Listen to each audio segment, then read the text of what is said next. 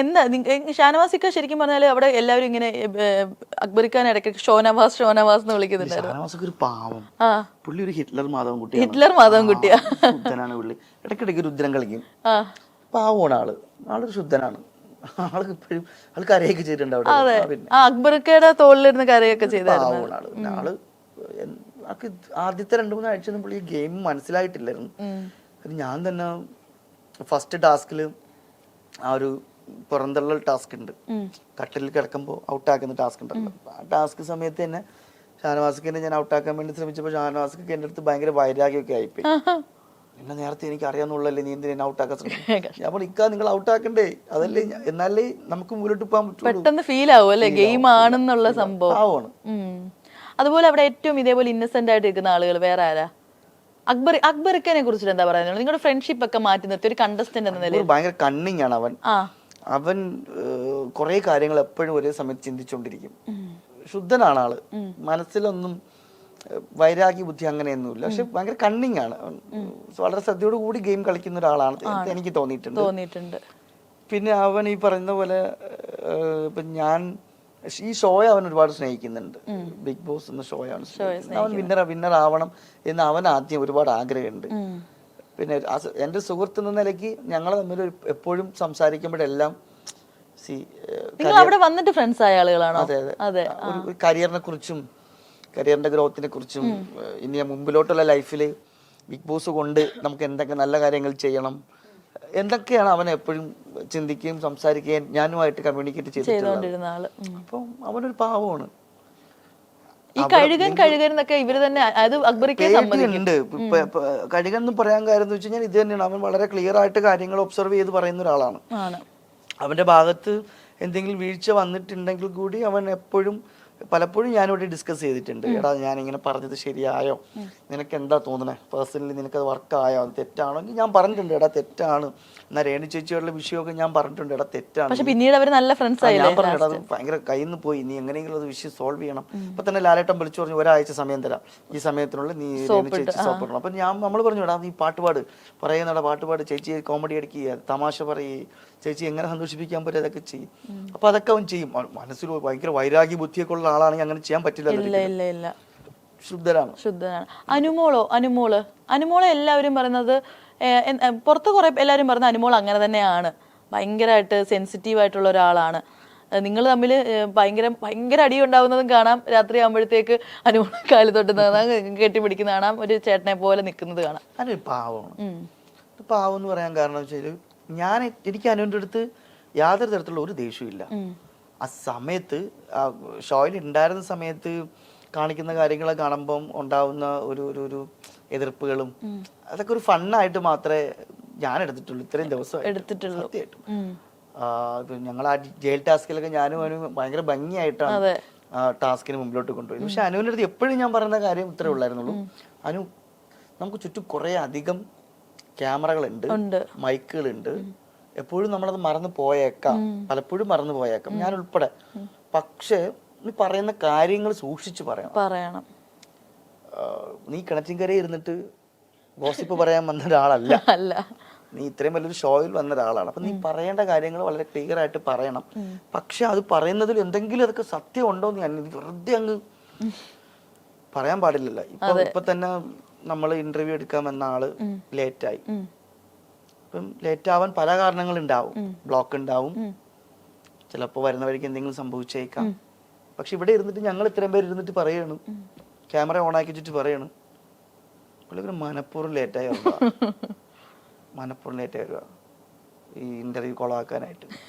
ഇത് പറഞ്ഞു എന്ന് വിചാരിച്ചു, ശരിക്കും നടന്ന എന്തായിരിക്കും? പക്ഷെ ഇത് എയറിൽ പോയില്ലേ. ഈ എയറിൽ പോകുമ്പോ ആൾക്കാർക്ക് എങ്ങനെ വേണോ മാനിപ്പുലേറ്റ് ചെയ്തെടുക്കാം. അതുകൊണ്ട് ഞാൻ പറഞ്ഞിട്ടുണ്ട്, നീ പറയുന്ന കാര്യങ്ങൾ ജെന്യുവിൻ ആണെങ്കിൽ മാത്രമേ പറയാവുള്ളൂ. അതിനോട് മാത്രമേ ഉള്ളൂ എനിക്ക് അനുവിന്റെ സൈഡിൽ നിന്ന് ഒരു എതിർപ്പുണ്ടായി. എനിക്ക് അനുവിന്റെ എതിർപ്പ് എങ്ങനെ എവിടെ എന്ത് പറയണമെന്ന് അങ്ങ് കിടന്ന് പറയും. അനുവിന്റെ ഗെയിമില് കുറച്ചെങ്കിലും ഗെയിം സ്പോയിൽ ചെയ്തത് ആ പ്ലാച്ചിയാണോ? ഇല്ല, അത് ഞങ്ങളൊക്കെ ഞാൻ അതിനടുത്ത് ദൂരെ മതിലിനപ്പുറത്ത് എറിയാന്ന് വിചാരിച്ചതാ. ജയിലിൽ നിന്ന് എടുത്ത് ഒറ്റ കൊടുത്തില്ലേ? അതൊക്കെ കൊടുത്തു ഞാൻ. പിന്നെ ആദ്യം ഇത് മറ്റേ കയറിൽ കെട്ടിയിട്ട് കെട്ടി തൂക്കിയിട്ട് കഴുത്തിൽ കെട്ടാൻ നോക്കിയത്. പിന്നെ ഞാൻ വിചാരിച്ചു ഒന്നാമതേ ഞാൻ പ്രശ്നക്കാരനാണ്, പിള്ളേരൊക്കെ കണ്ട 2 ദിവസം കൂടി ചിത്രീകരിച്ചു. അപ്പൊ ഞാൻ ഇനി കഴുത്തിനും കൂടെ കെട്ടി തൂക്കിയിട്ട് കഴിഞ്ഞാൽ വേണ്ട, ഒരു പാവയെ കൊന്ന എന്നൊക്കെ പറഞ്ഞു വരും. അതുകൊണ്ട് ഞാൻ കാല് കെട്ടി തൂക്കിയിട്ട് അതൊക്കെ ഒരു തമാശയായിട്ട് ഞാൻ എടുത്തിട്ടുള്ളൂ. പ്ലാച്ചിയിൽ കൂടോത്രമുണ്ട്.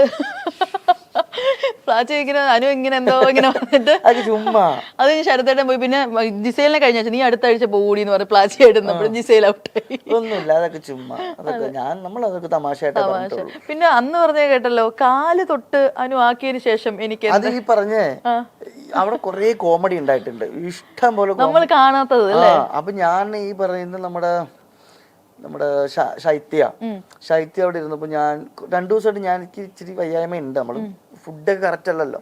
അപ്പൊ വയ്യായ്മയുടെ പുറത്തൊക്കെ ഞാൻ ഇങ്ങനെ മാറി നിന്നപ്പോ പുള്ളിക്കാരി ആയിരുന്നപ്പോ എന്റെ എന്ത് പറ്റി വലിയൊരു അപ്പൊ ഞാനിത് വെറുതെ ശൈത്യം ഇത് എന്നിട്ട് ഓണല്ല കാര്യങ്ങളൊന്നും ഒരു തളർച്ച.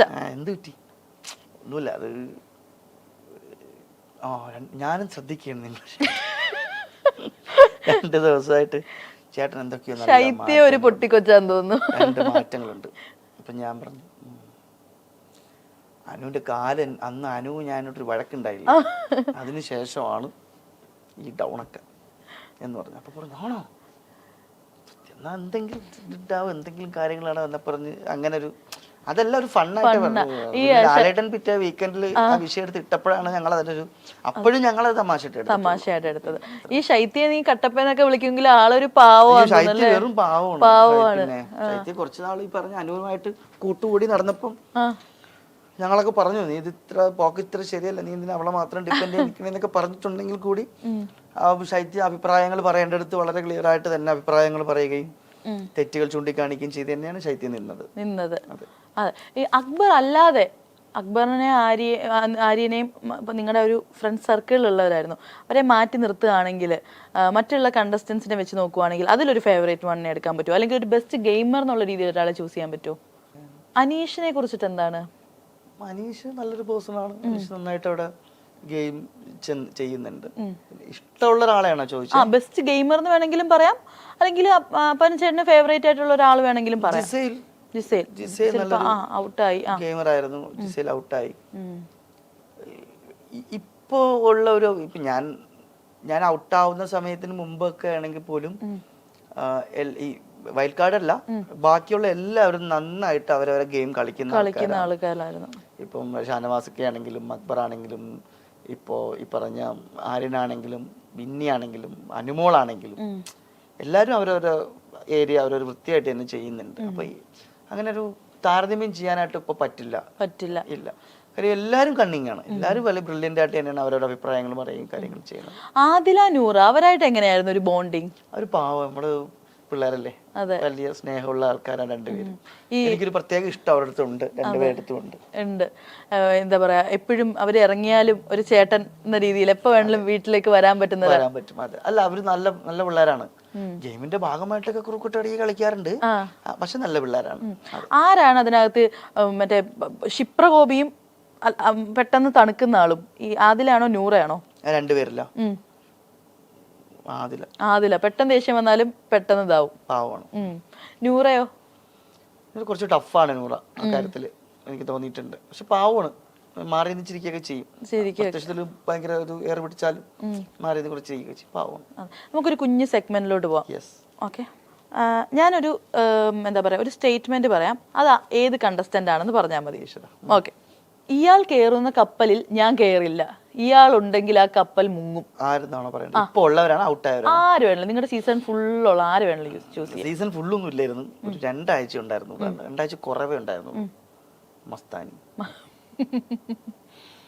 കയറുന്ന കപ്പലിൽ ഞാൻ കയറൂല, ഞാനെന്നല്ല ആരും കയറാൻ ആഗ്രഹിക്കൂല. ഞാൻ മാത്രം, ജീവനിൽ ഭയമുള്ളവരാരും. ഓക്കെ, അല്ല ഒരു കപ്പലാകുമ്പോ ആ കപ്പലിനെ ഒരേപോലെ കണ്ട് ആ കപ്പലിലുള്ള മനുഷ്യരെയൊക്കെ മനസ്സിലാക്കി ഓരോരുത്തരും പല പ്രശ്നങ്ങൾ ഉണ്ടെങ്കിൽ കൂടി അതൊരു ഇതിൽ പോണ്ടേ.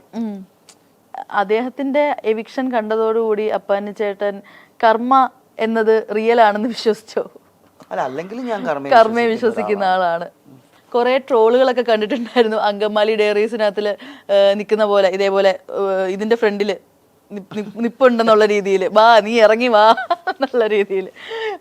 ശരിക്കും പറഞ്ഞാൽ അതൊക്കെ തമാശയായിട്ട് പോയി. സ്റ്റിൽ വേറെ കുറെ പേര് പറഞ്ഞിട്ടുണ്ട് പൈസ കൊടുത്ത് അപ്പാനി വിട്ട ആളുകളാണ് എന്നൊക്കെ എയർപോർട്ടിൽ നിന്ന് തൂക്കാനായിട്ട്. എന്ത് തോന്നി? എന്തിനാ പൈസ കൊടുത്ത ആളെ നിർത്തിട്ട് എനിക്കങ്ങ് പോയാൽ പോരെ. എനിക്കെന്താ പേടിയാ? എനിക്ക് അങ്ങനെ എൻ്റെ ആവശ്യം, ഞാനങ്ങനെ ചെയ്തിട്ടൊന്നുമില്ല. മസ്താനിക്ക് അതൊരു പേടിച്ചിട്ടായിരിക്കും മസ്താനി പറഞ്ഞ അങ്ങനെ അങ്ങനെയൊക്കെ ഒരു പേടിയുള്ള. ഞാനത് അവിടെ കളഞ്ഞു.